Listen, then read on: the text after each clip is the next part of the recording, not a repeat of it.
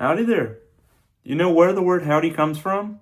I would have originally thought it came from the Wild West, especially Texas, given its associations. But no. Like a lot of English words, it comes from, well, England.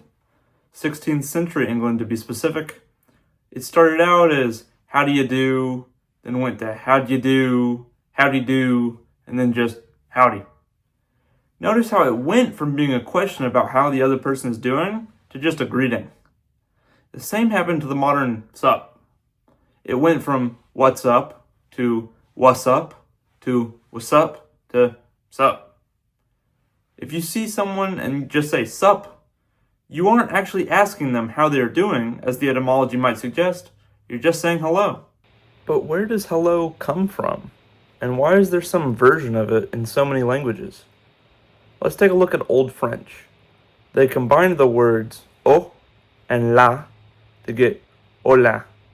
This is the origin of the Spanish hola and subsequently the Portuguese hola.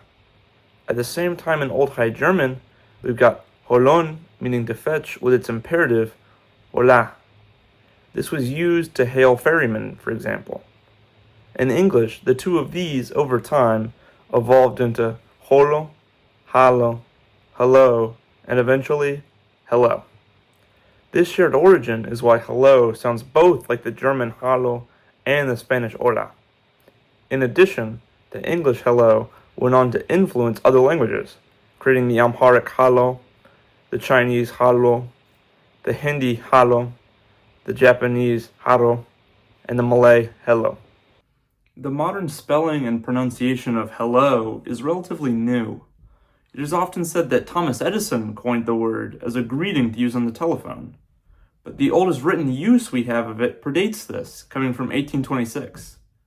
However, the telephone certainly popularized this greeting, leading to it becoming the main word we use to say, well, hello. But why have a whole new greeting just for the telephone? Well, you might already know a language that has a specific greeting just for the telephone: Japanese. In Japanese, the phrase moshi moshi is used as a casual greeting when picking up the phone. It literally translates to something like I speak, and probably originated from the word moshimasu, meaning to say.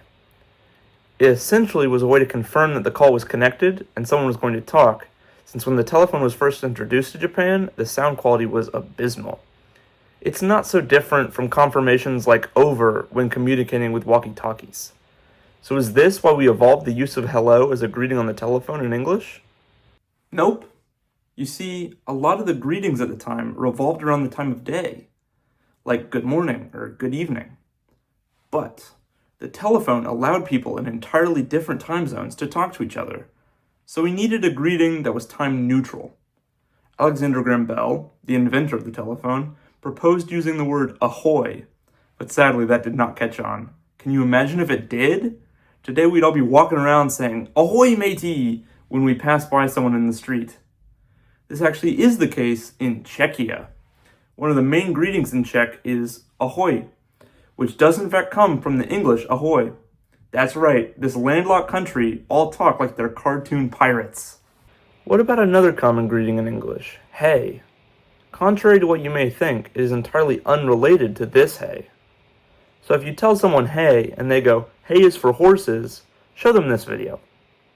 Hey actually comes from the Old English er, a word used to get people's attention, sharing a common root with equivalent words in all the Germanic languages, like the Dutch and German hey, the Danish hei, the Swedish hey, the Icelandic and Norwegian hey, and even the Russian a.